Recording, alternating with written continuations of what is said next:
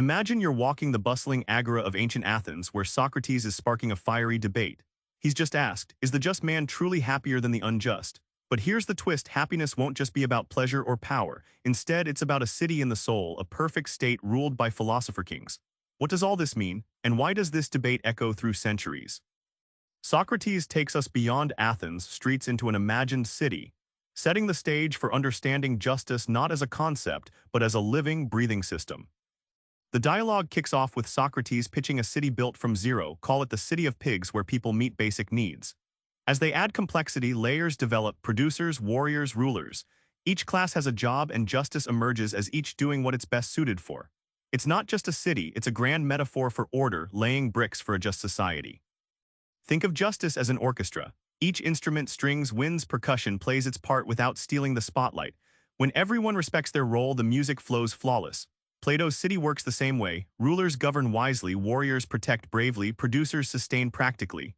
Justice, it's perfect teamwork, not chaos or monopolies. Now zoom inside your own mind.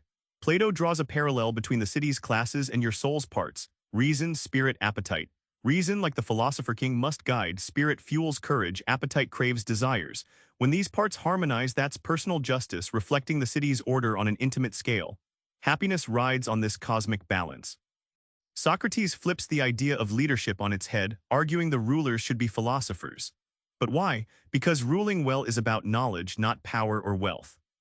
Socrates introduces philosopher-kings not as idealists, but as those who grasp eternal truths, the good as a shining light in the fog. Unlike ordinary rulers chasing fame or gold, these guardians pursue knowledge to guide society with justice.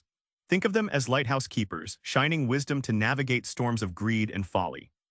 Learning isn't just memorizing facts. Plato imagines education like a rigorous gym for the soul. From music and math to dialectics, it's a grueling trek shaping character and intellect.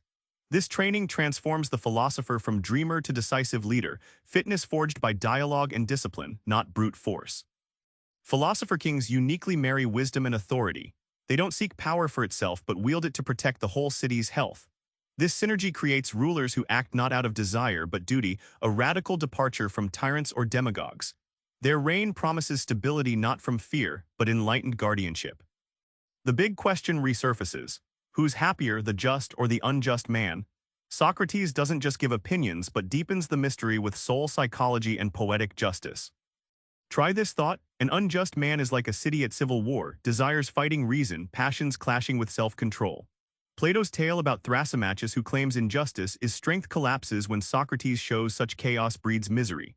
The unjust soul fractures, unstable, constantly at war with itself. Justice isn't about maxing out pleasure or stuffing desires. Imagine a wild horse pulling a chariot. The charioteer is reason struggling to control unruly horses of appetite and spirit. When reason leads effectively, the soul enjoys a calm order, a type of peace even the harshest pleasures can't buy. This is happiness, the soul's repose. Plato's real magic is flipping happiness from thrill-seeking to harmony-seeking. True joy grows not from bursts of fun but from balance, aligning your inner city so all parts serve the whole. It's an ancient reminder: chasing pleasures without justice is like building a house on sand. The stable soul lives richly and peacefully. Back in the dust-filled agora, Socrates' words echo. Justice isn't simply fairness or law, it's the harmony between our inner parts and society's roles.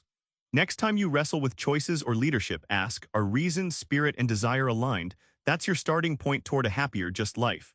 Try spotting your own city within; the balance you find might surprise you. Subscribe for more book summaries like this one.